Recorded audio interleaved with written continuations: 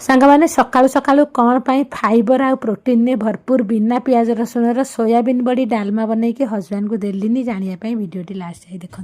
सांग मैंने आज है मंगलवार आ मंगलवार आम घरे बिना पियाज रसुण रोसे हुए। एवं जो वर्षा हो बाहर जाकि पनीपरिया आनिया बहुत कष्ट, तेणु घरे किसी पनीपरिया नाला। हजबैंड कहले कौन आज रोसे कर, मुझे सोयाबीन बड़ी डालमा। से कहले सोयाबीन बड़ी कौन डालमा गोटे बनइब केमिति लागिवो। मु तांका कथा न शुणी फटाफट बनइया को बाहरी पड़ली बिना पियाज रसुण सोयाबीन बड़ी डालमा।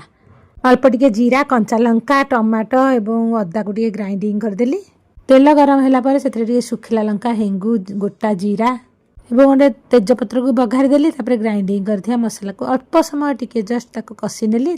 मुझे सोयाबीन बड़ी आलू आउ सारू को टिके समय पकई कषिदेली। डालमा हेले सारू पकड़े डालमार कंसिस्टेंसी बहुत बढ़िया रहे। ताकू टिके समय कषि सारा भलरे धुआ धुई करके रखी हरड़ डाली को नहीं गली। जी आम डालमा को पतला करी से अनुसार पानी देदेली और ताको भलरे सिझा को छाड़ीदेली। देखो फटाफट बनीगला आमर सोयाबीन बड़ी डालमा। से पकईदेली होममेड डालमा मसला पकईकी भलरे गोला गोली करदेली।